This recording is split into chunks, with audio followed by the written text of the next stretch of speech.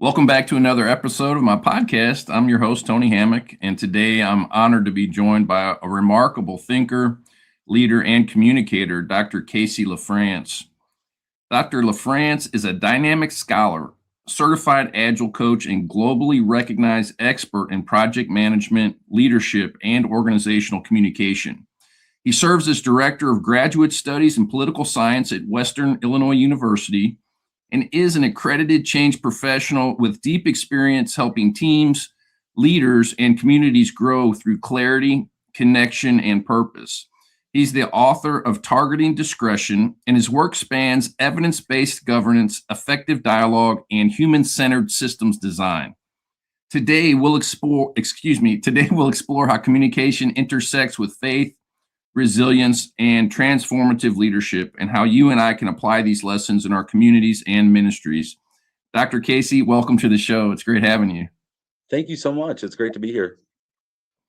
You know, you've written a very profound piece on listening for value, the Listening for Value project. And before we dive into those concepts, can you share some of the things that inspired you to approach the faith-based community, the leadership there through the lens of Proverbs, with an emphasis on reverence and collaborative wisdom? Yeah, I mean, I think it's something that we could all learn, whether we're faith leaders, nonprofit leaders, public sector managers, private sector managers. Humility is something that we can all take advantage of. And I think when we see the first proverb, right, opens up strong, fear of the Lord is the beginning of all understanding. And when I remember reading that as a little boy and thinking, okay, I've got to be afraid of God. Yeah. Right. And what that meant was to recognize my limits, recognize that I'm a Mm. human being and that I'm not supposed to have all the answers. And the reason that I'm here might be to meet with other people and co-create solutions based on the strengths that we all bring. Right. So, uh, what it's really, at first blush, it sounds like something you should be ashamed of. Right. Anytime we're told we don't know anything or that we're afraid, we see that as weakness. But I think fear in this instance is pausing and recognizing how very little we are. You know, the fact that we're specks, right, in the grand scheme of things, and keeping that in mind that no matter how important my idea is or how much I think it's the greatest idea in the world, I'm not capable of full blown rationality because I'm a human being. I'm never going to be omniscient. I'm never going to be omnipotent. I'm never going to be omnipresent, right? So I think recognizing our own limitations, at first we say, okay, that's making myself sound weaker or less powerful. And that's the point, right? We don't have power. We don't have authority. It's not something that we carry and put in our pocket. It's something that we are imbued with. It's a sacred responsibility that we're given, whether we're in a faith-based community or any other. It's it's something that belongs to the community and we borrow it, right? So, Yeah. reinforcing that by bringing folks in to give their impressions, to give their feedback, to co-own what's going on in their organization, I think is really what it's about. Yeah. You know, there's along these lines, you know, being in groups and different things and being in a position where, you know, you have a title of authority in a group, you know, creating a safe space or a place for people to express their thoughts and feelings about a situation.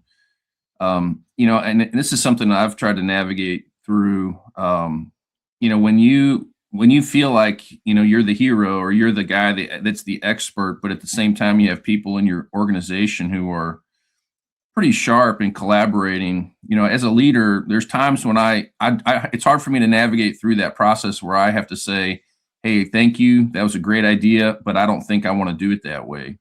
You know, and how do you as a leader navigate through that? I mean, how do you humbly listen, accept, and affirm people for their contribution to the meeting or contribution to the direction of the organization, but then at the same time recognize humbly that you do feel like you have a better option, or maybe from your experience, you know, I always tell people sometimes the leader is the leader for a reason. You know, sometimes Yeah. sometimes the leader's actually the leader for a reason, not just because they just, you know, fell into that role. So what I see in leadership positions, I think we're often put in the position, and I'm a parent, right? So I'm starting to realize what this feels like because I have an 11-month-old. She'll be 11 months old on the 29th of December. And she's already kind of pointing at things and saying, "I want that." You know, that's my idea. That's Mhm. my will. And man, imagine being God and seeing your children doing that, man. You're saying, I Mhm. want that. I'm going to go after that. And I have to tell my daughter no, and I have to say, hey, that's not good for you. That'll hurt the baby, right? Like, um, Yeah. what we think we want isn't always what we want. What we think is going to happen isn't always what we're going to happen. And I think where the advantage of leadership comes in, it's not telling people, hey, your idea is wrong. It's sitting down objectively and saying, here are the potential consequences, the externalities, the things that you might not be thinking of. Because when we get tunnel vision on a good idea, we don't always think about how it's going to have spillover effects and how it might affect other people, right? And so what I'm trying to communicate with this project is that we all operate in a system of exchanges. We all influence one another. There's all reciprocal influence from the inside and the outside of the organization. And if we enable that, we can get better answers. We can get more collective wisdom, but it means we have to step out of the way. And it's difficult, right? Because in a position of authority, you're supposed to have the answers, or at least that's Mhm. what we think. I think Right. we need to reimagine leadership. It's not about having the answers. Anybody can find answers, right? Google, Chat GPT, they're all out there. Uh, Right. Information is easy to come by. It's what we do with the information and how we interpret it, and how it informs our practice. So yeah, I think there are ways in the classroom I see this where a student will raise their hand and they'll give a response that's not quite on point, right? And sometimes it's just way off base. And Right. what I try to do is take what they're saying and help them to frame it into something that's a more accurate argument. And for the most part, that works. Now, there are some times where I just sort of acquiesce. And I'll give you an example. There was a student one time that wrote a really profound thesis, and I was very excited about the essay that was going to follow. And the thesis was both the North and the South were wrong in the context of the Civil War. And I never heard that argument. I was like, okay, this is going to be interesting. And Mhm. the student went on to tell me the reason that they were both wrong is it was very disrespectful for them to have fought their battles in our national parks. Out of all Mm. the places they could have had their battles, right? They chose our national parks. And when I got that right, all I could say was, "Yeah, you're right." You know, uh, Yeah. I had a couple of those that just stymied me. I had one that's really memorable. I had a person raise their hand and say, "Why do we need a navy? We can just fight them in the air." And I'll let you unpack that one. But the point is, if we respond to somebody and say, "Hey, you're wrong. That's a dumb idea," we're gonna Yeah. get we're gonna get probably some ill will, and we're probably gonna get some resentment, and we're gonna get a sense from that person that their voice doesn't matter. If Right. instead we say, "Hey, let's take the idea that you have and see what you're actually trying to achieve," right? What's your Right. goal? And there are a lot of ways to achieve goals, right? And if we make it goal or outcome focused, then that's still their idea. They still have ownership of it. It just might be that we have a process that's more suitable.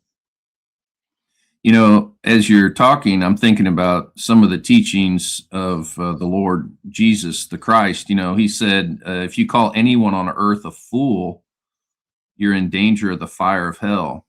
And I Yeah, thought, man, that is some powerful language coming from our Lord. And that's the one word my mama would not let us say growing up was fool because of that. yeah, She firmly well, believed if you called somebody a fool, then your ticket was punched. you're in trouble. You're in big Yeah, trouble. that's right. Well, I would take it a step further maybe and include the idea of a condescending approach to people. If you're condescending, like you are really not the sharpest knife in the drawer, are you? And so coming at people with that condescending tone, I think it's fascinating how there's such a strong response to that, and how the reason must be that it's incredibly damaging to people to have to be told you're not very smart, or you're dumb, or you're a fool. These kinds of words coming, especially from a person in authority, where they're on the receiving end of some level of honor from the person, can be incredibly damaging to people.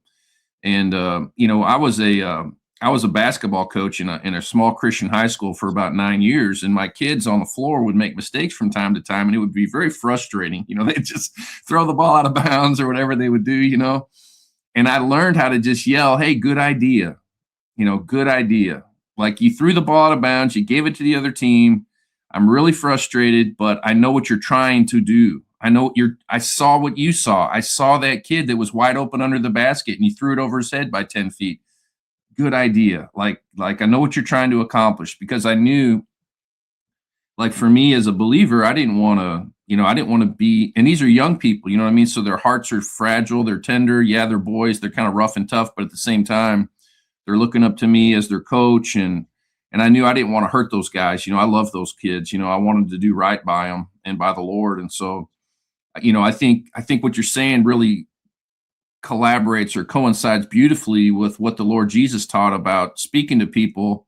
And when they say things that come across to your mind is like completely out of, this is outer space, man, this is a crazy idea, we don't need a navy, or whatever.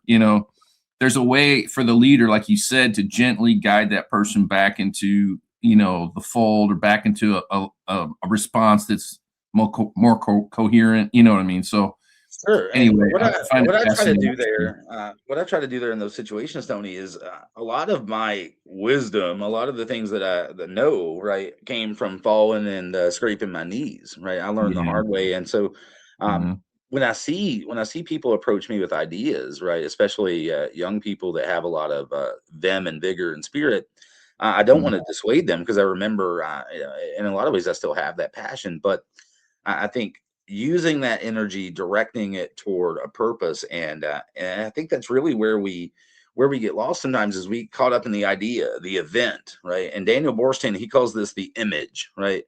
He says we have far fewer organic events, things that just happen, than we have things that are staged and created to be publicized, right? Like what we're doing right now, or if we did, say, a red carpet or a press conference. So we can control the medium, but a lot of times the medium becomes the message, and that isn't just the form of media. That's not just TV, radio, internet.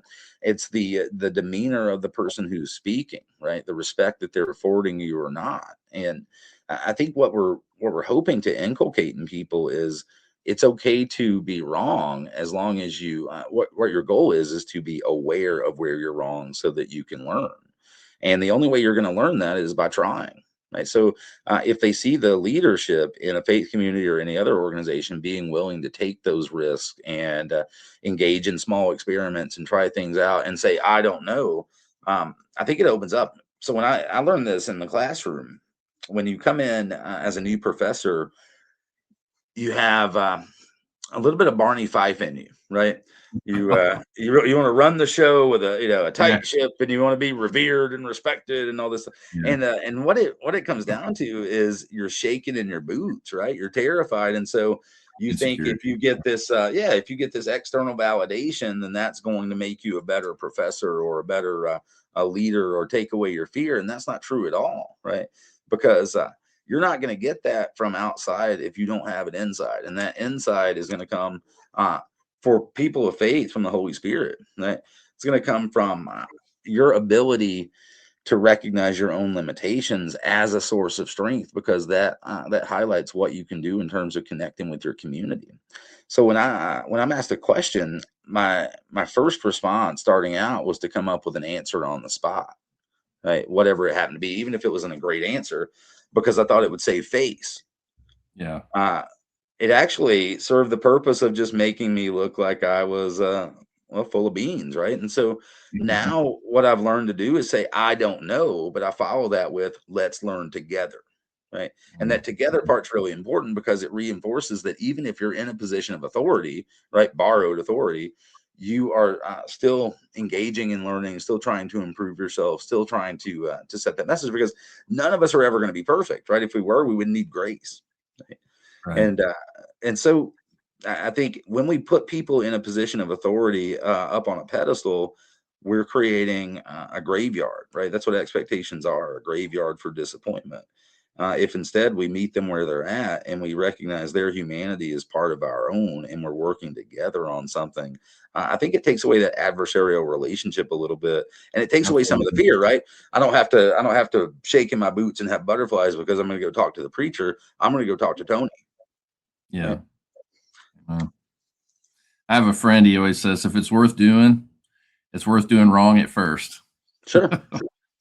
and that's the culture. And two, don't you think people buy in more? If you're trying to do something and you're trying to ramrod through some idea, if there's no collaboration, it seems like you almost have to drag people along with you. Yeah, and that's where change there's so many different change models out there and so many people that make money as change management professionals, and I think it's a great field, but where we see a lot of failure with change is there isn't enough done on the front end to assess readiness and to get people understanding what's going to take place.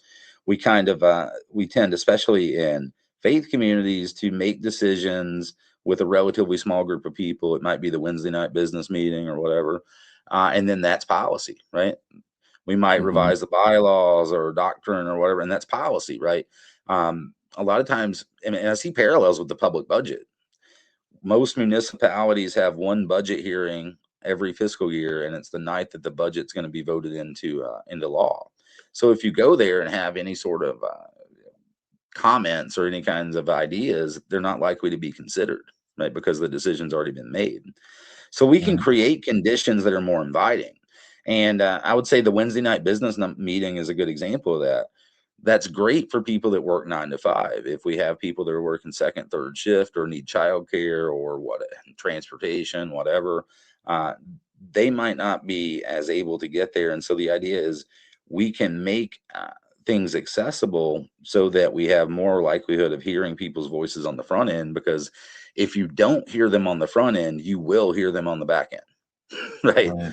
And I think what it is, a lot of times people don't want their idea to come to life, even they just want the opportunity to express themselves and be heard.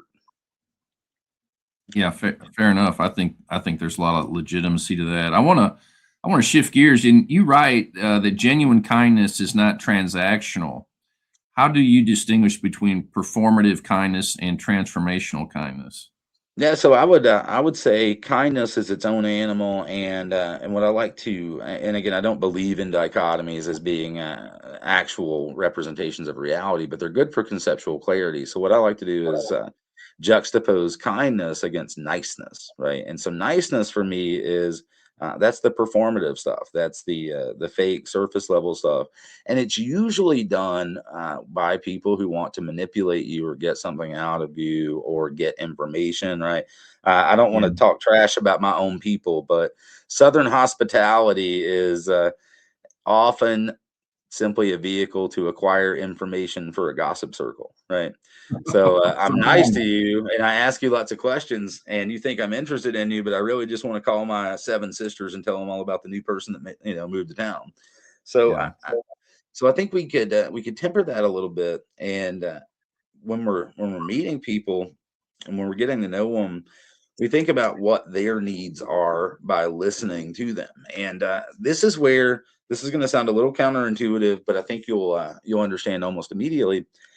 Our first our first instinct often is to help people, right? And that comes from a good place. What we don't realize is we are imposing our values and our worldview on these people and saying, if you do what I do, if you live the way that I do and think the way that I do, then things will be better, right? And Right. some people even do that with the gospel, right? Mm. They make it about them and not about the person who wrote the book, right? and uh, Right. and so I think that's where in the book Accidental Saints, I'd mentioned in some of our pre-discussion, there's a book called Accidental Saints, and the author says maybe we should think about grace as less Sky Daddy coming down and taking a butt whipping for us that we deserved. And we think of it instead as a blessed exchange where we leave our stuff, all our icky stuff, Mhm. uh, all the stuff that keeps us from being connected to ultimate reality. We leave that, and in exchange, we get grace. Yeah, that to And me sounds a lot like covenant. It's the idea of absolutely, covenant. Where I lay down my life as the vassal, and the suzerain comes, and I say, "Man, you're a great king. What am I doing? I gotta give this up and take on what you're giving me. We're gonna trade lives, and I get the lion's share of the goodness because I don't have any goodness, and I gotta let go though to pick up. what Christ has for me in Well, grace. well, yeah, and again, the idea behind being open-minded, especially to people who look differently, think differently, whatever, uh, sometimes the way that God manifests himself, their self, the way that God appears might be in a way that we don't necessarily expect, right? And Right. I always think of that. It's around Christmas time, right? And I get a little sentimental about Christmas because I think of Thistle Hair, the Christmas Bear, the Alabama song that I used to sing growing Yeah. up a lot.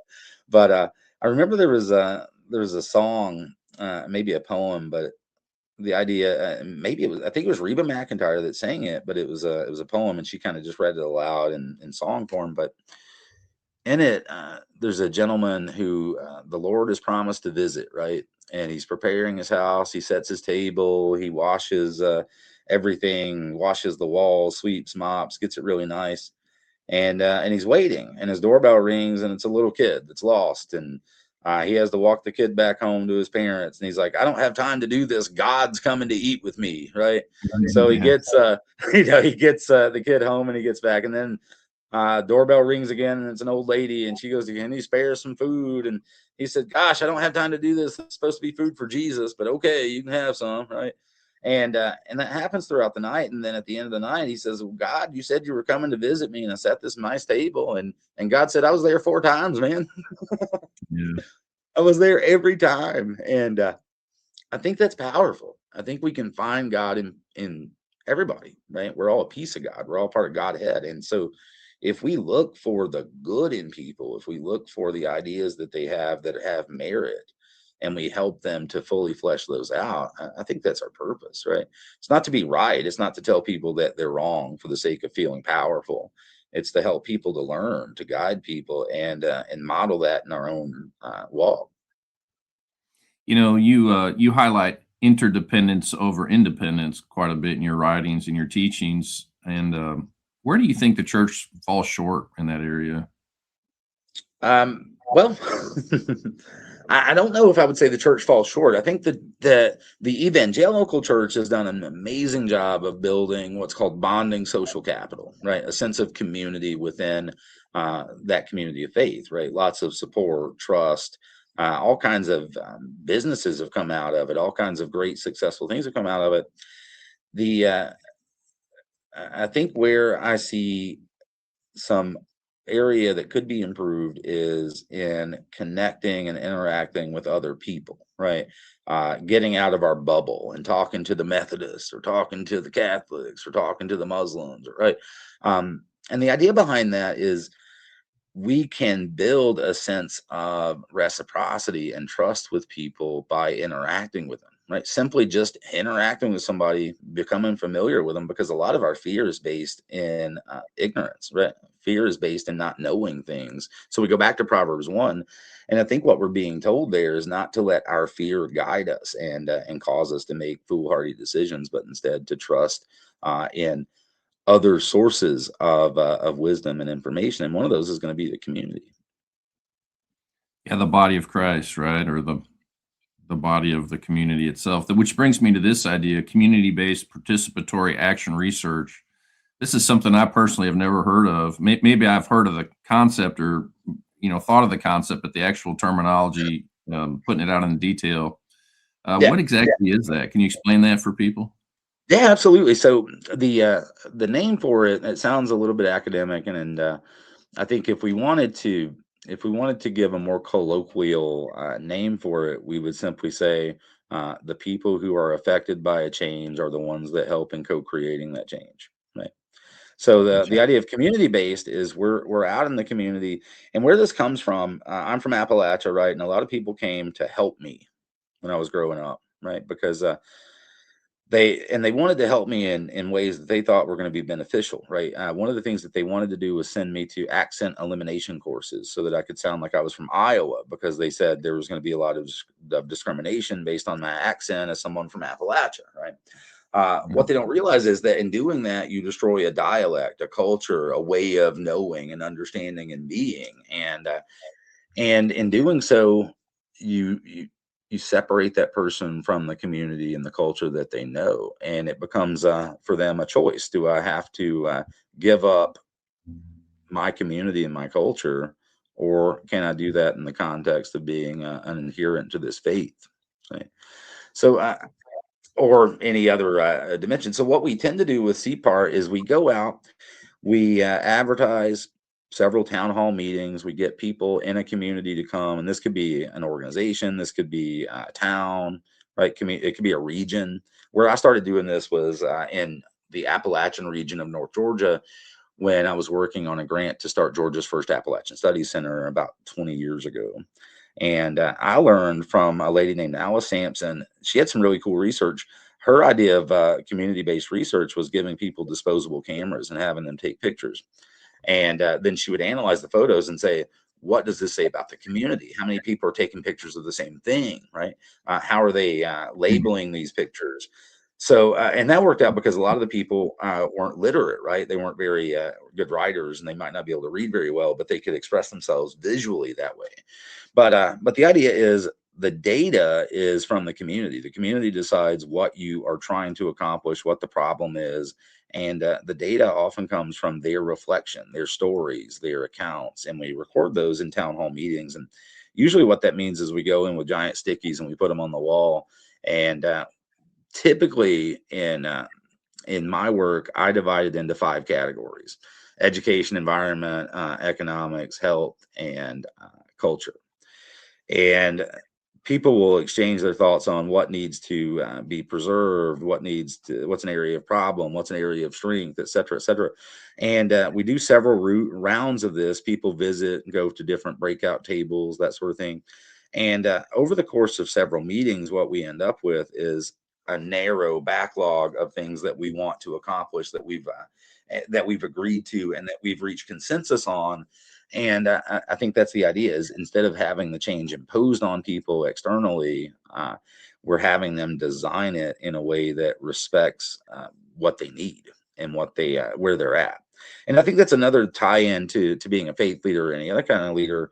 Leadership is leadership's difficult if we try to grab somebody and say, "Hey, I want you to be where I'm at right now in terms of thinking and knowledge and that sort of thing."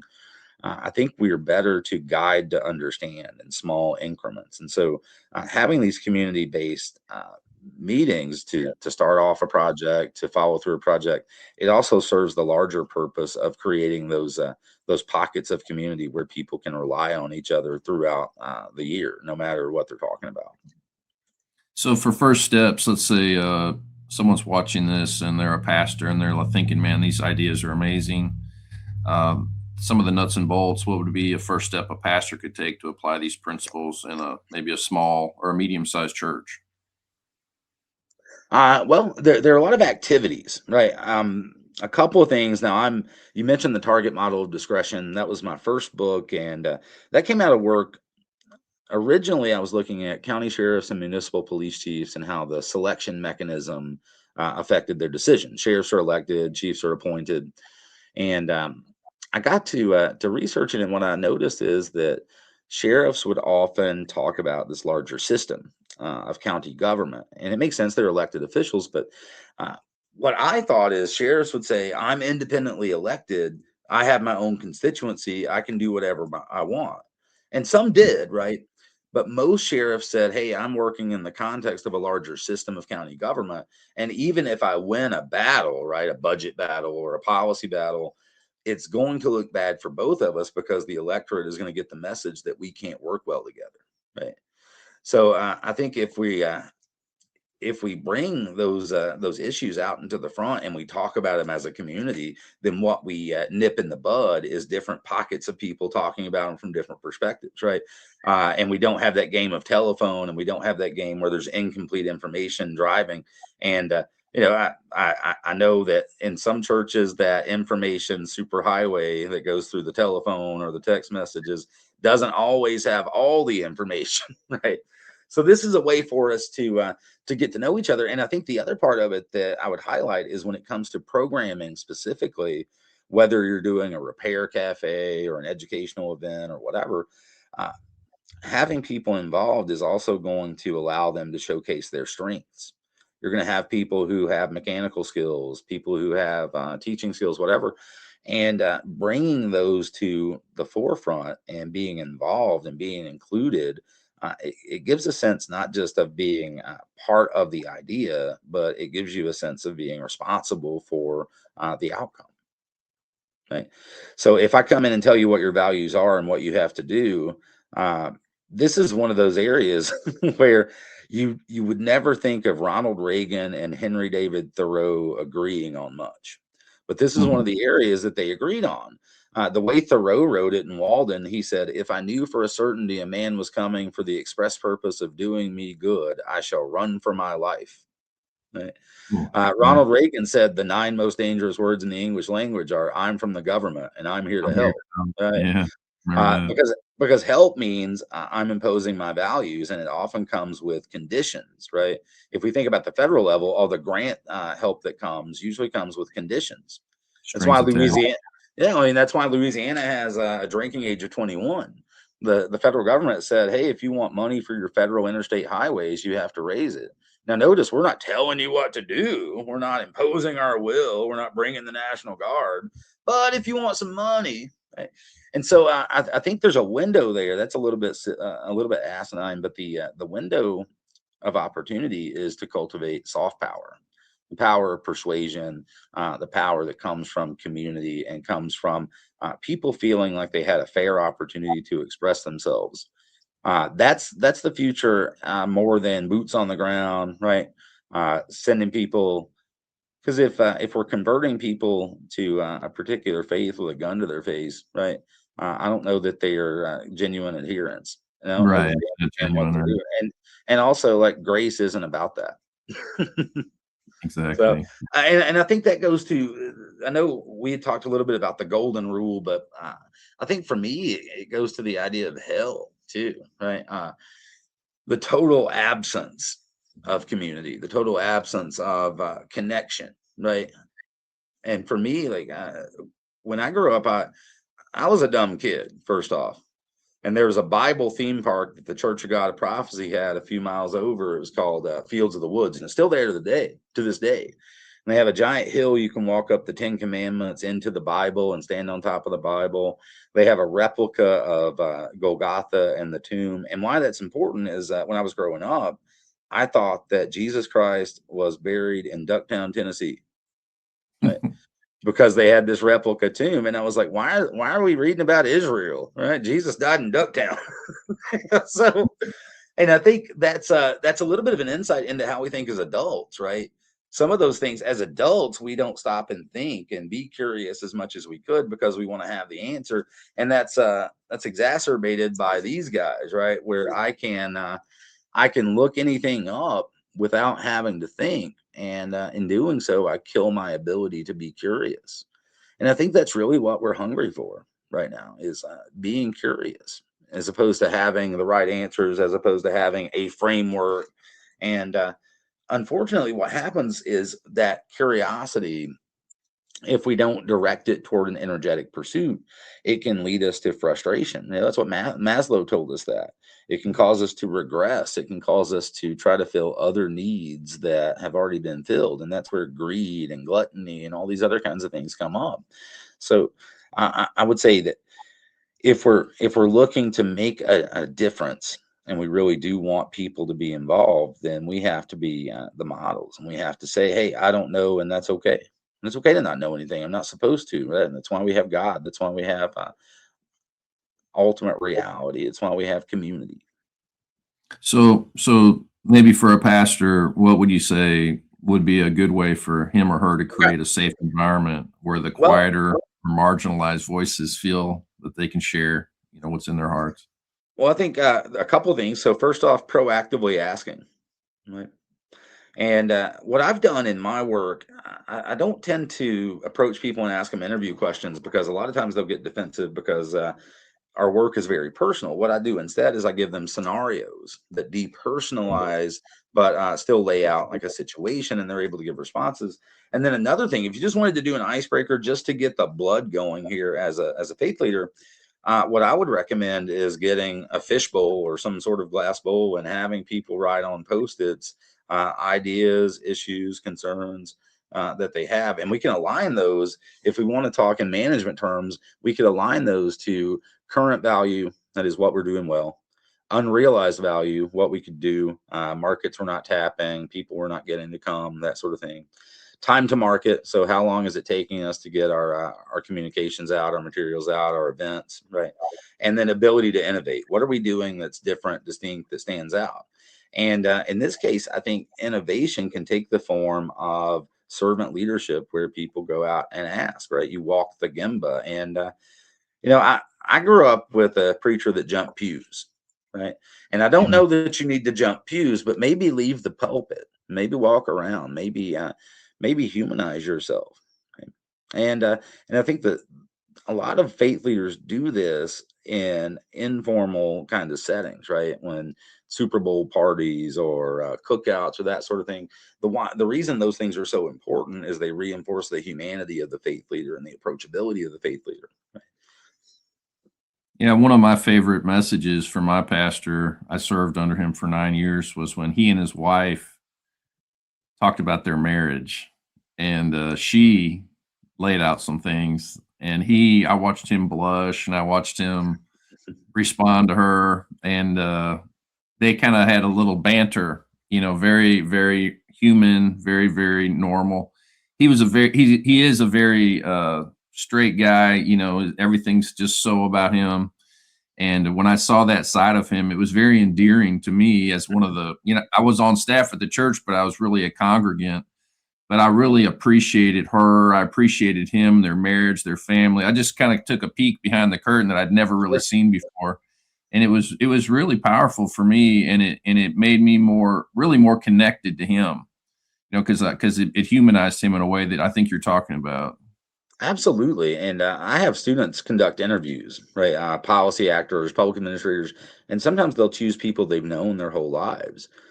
This will be kind of interesting to you. I had a student who had grown up with Tom Cotton as her next door neighbor. So she interviewed Yeah, Tom Cotton from my class, right? yeah.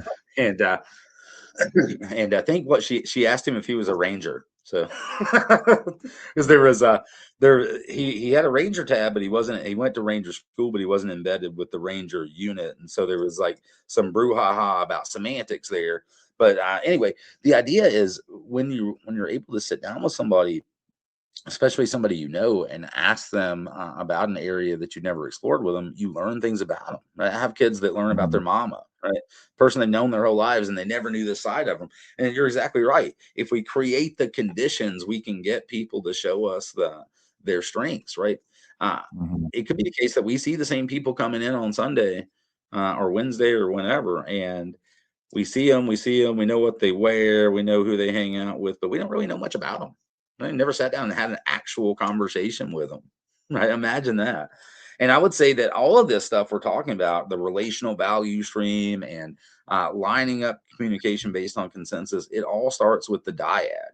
It all starts with the one-on-one where I'm initiating a conversation with you, and there's a process by which you interpret and reciprocate, and together we make meaning.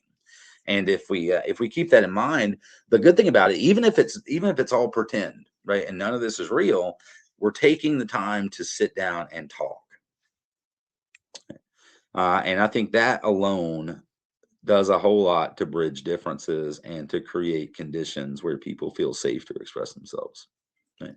So If I feel valuable to you, you ask me my opinion, then I'm gonna give it more frequently because I think that I matter to you. And what a so good way to mm, belong to a community of faith, to feel like you matter. yeah, yeah, that's huge. That's a big deal, and the opposite is also huge in the negative way. If you show up and you feel like you're a nothing, no one cares what I think. No one would know if I didn't show up next week. No one, but to ask people how they feel about things, how they see things, I think immediately ascribes to them value. And I think it should be part of a healthy culture. There should be dialogue. There should be open and honest discussions about things, especially about the people that have really bought in, and are making a certain level of sacrifice to make the organization work. Those people really need to be heard. And Yeah, And I think where this helps with leaders, right? Because again, we talked about the burden that leaders have to have the answers, to act, to always be busy. I think if we're not careful, then the reason I like the idea of being the vehicle for the lesson instead of being the blessing is it doesn't turn us into martyrs, and it doesn't take the place of Christ, right? We don't become imbued with grace because we earned it, right? right. And so I think, James notwithstanding, I think you're going to have the fruits of your faith show up. But if you're focused on i- if you're focused on simply believing without acting, I don't think that you believe in the way that you think you do. I had it was before a funeral, and I was officiating the service, a memorial service, and there were some other pastors that are there. And we got several pastors in our community who are very outstanding. They're very gifted. They've got nice churches, and everything outwardly seems very healthy and good. I'm not in the inner workings of every church, so I don't really know. But this guy, he says to me in the foyer, he says, "Man, the backsliders are killing me." And I was like, "Oh yeah?" I was like, "Really?"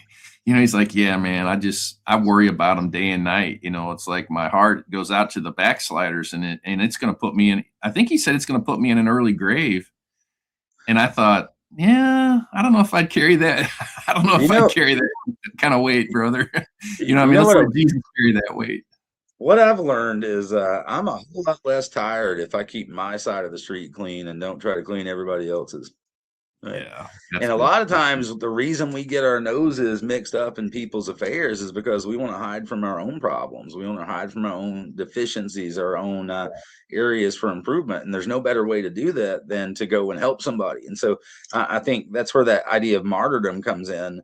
We're not asked to be martyrs. We're not asked to give up our own health and our own well-being, right? In fact, if you want an effective leader, you're going to have to work in rest for that person because they need it just like everybody else. And I think the beauty of co-creation, community engagement. I'm going to quote Ronald Reagan again. I don't know why it's a Ronald Reagan day, but Ronald Reagan was pretty explicit. Hey, look, I'm not an economic policy guru. I don't know much about the Chamber of Commerce. I don't know much about how health and human services, but what I do know is how to find people that know these things and give them delegated authority. Right Right. now, that's scary. Right, the minute you give somebody the keys, they can go and wreck the car. Right, and they can do it with your Right. name on it. It's your car. Right, but if you don't trust them enough to give them the keys, they're never going to learn to drive. So Right. we have to bite our lips sometimes and let people try things. Even and I'll tell you, this is a little bit silly, but it's a good illustrative point. So for a couple years, I worked in about 4 or 5 years. I worked in sensory programming at my university. I'm still on the committee that does this stuff, but I'm not the program director any longer. But I got us a couple of sensory rooms through grants and things like that. And I shouldn't say I got us. I should say I was lucky enough to have support from all these people that gave us funding for the room and stuff. But we got it set up, and I guess I noticed a few things. First is we wanted to have the equipment for the room that would be what was necessary for regulation for a neurodivergent or an autistic person. But we also wanted students to be involved. And so we gave them the keys to the grant money. And we said, here's the money we have. You can spend this much. What do you want? And there are better ways to do it. We could have said, think about design considerations, think about long term, think about this. We didn't want to do that because we wanted them to feel like they were really having a role in designing. And as a result, we got some things that are not as useful. Okay, so let me explain. So the kids really wanted a mini fridge. It was $250, and I think they wanted a mini fridge because they just thought it would be cool to have a mini fridge because they Yeah. have never used that fridge, right? Yeah. And I said, yeah, all right, you can get your fridge, but that's $250 that you don't have for other stuff, right? Um, some of the kids ordered coloring books, Hmm.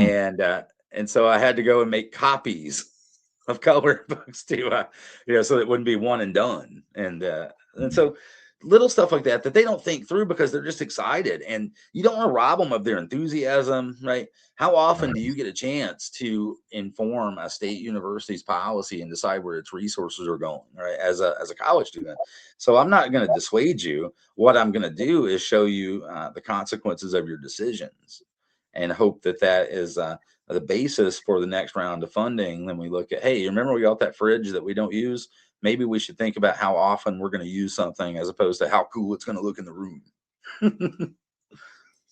Let me ask you this. What's your hope or your biggest hope for how faith-based communities will grow in shared wisdom and group discernment?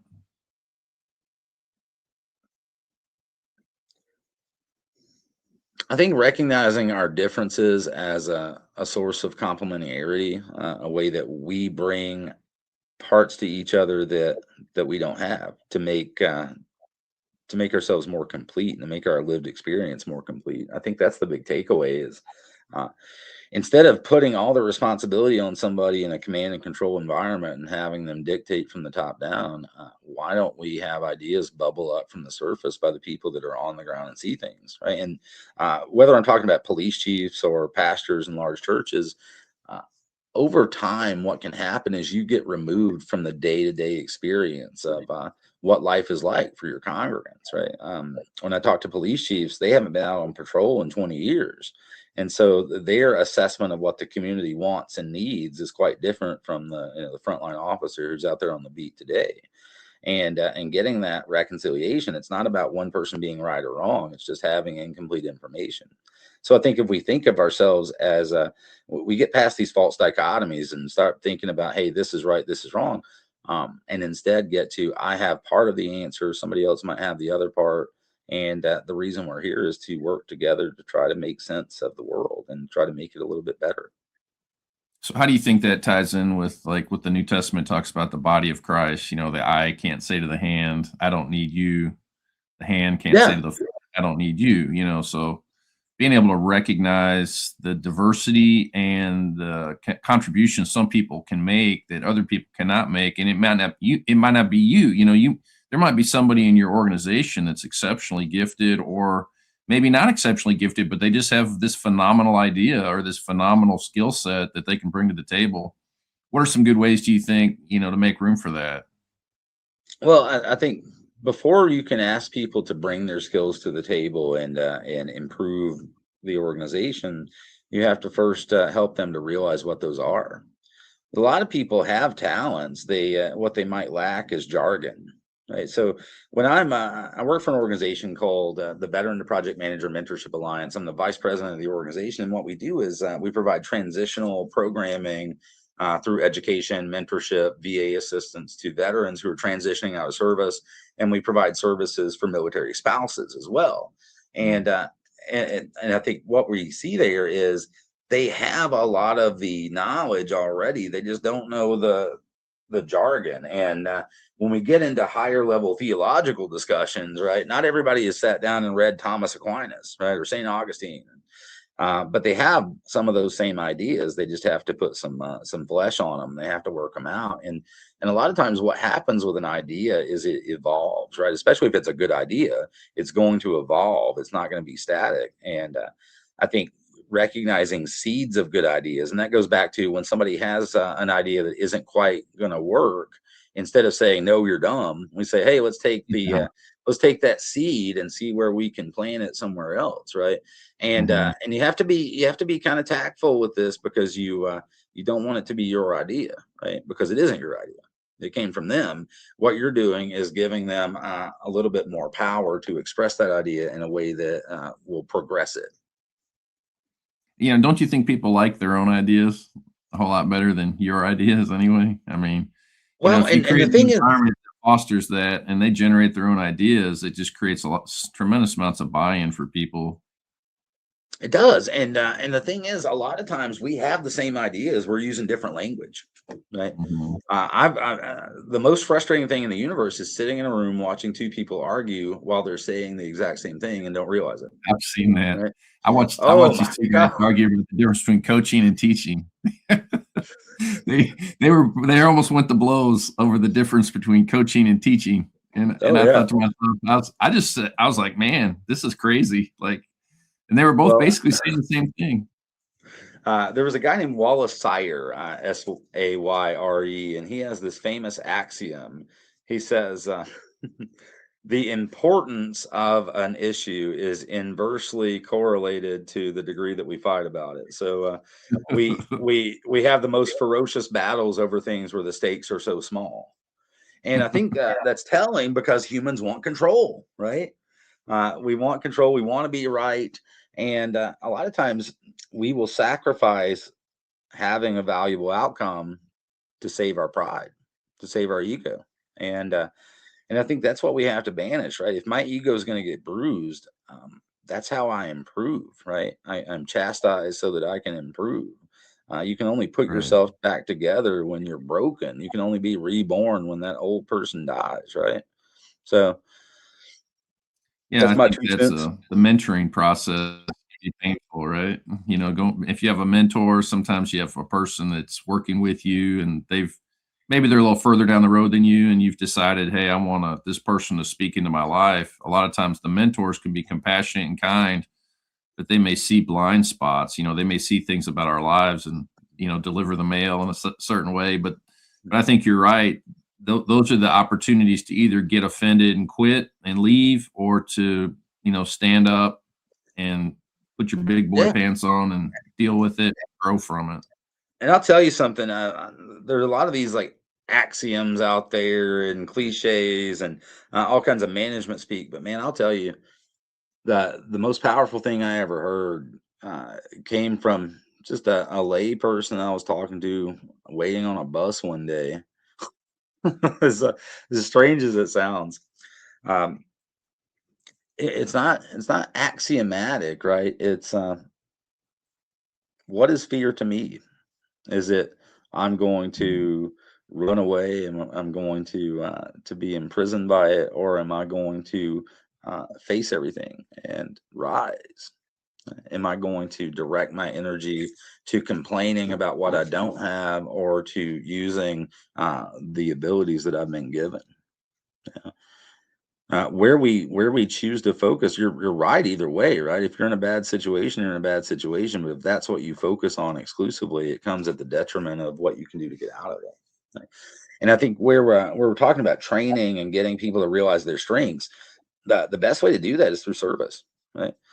Sitting in a classroom and learning about what leadership is great, right? And I have a vested interest in telling you that because that's how I make my money and feed my daughter. But I wouldn't be able to be an effective educator if my kids weren't out doing things that they could bring back into the classroom and talk about in the context of the literature or the concepts, right? So, service, and I think that progressive service opportunities where you allow people to incrementally grow in their role and responsibility and develop confidence along the way. Right? And the idea is, you don't have to be a deacon. You don't have to, be the treasurer or the church secretary. You can just be an active member of the congregation that has ideas. So if we can get past labels and get past this is the role, right? Because I think leadership isn't a role. Leadership is a phenomenon that we all are responsible for. Well, as we bring this to the end, I was curious if people were wanting to learn more about you or your work in the Listening for Value project. What's a good way for people to find you, drill deeper down into what you do and how you help people? Sure. So LinkedIn is where you can find me. You can find my university page at Western Illinois University and our Department of Political Science. And if you want to come and study with me, we have an online graduate program, and I would love to work with you. Also, just a quick plug: IOL is doing an amazing job of supporting the Listening for Value project and so many other projects. And last plug: the Veteran to Project Manager Mentor Alliance is always looking for mentors and mentees. We have a lot of programming and we have the ability to offer the entire Google Professional Certification Suite as well as the IBM Skill Lab. We have access to Vet Mentor AI, which is a free AI app that has a 92% success rate with VA claims. All of this is free. All of our staff are volunteers. If you want to volunteer or if you want to partake of our services, uh, get in touch. with the VP MMA, and we'll get you set up. That's a lot. Hopefully, we can get that in the description of the video for people to be able to click on some of those things and find exactly what you're talking about with a lot of detail. As we close, what's one final message you'd like to leave for pastors, elders, leaders, church leaders as a closing remark? What's one thing we can apply to our lives?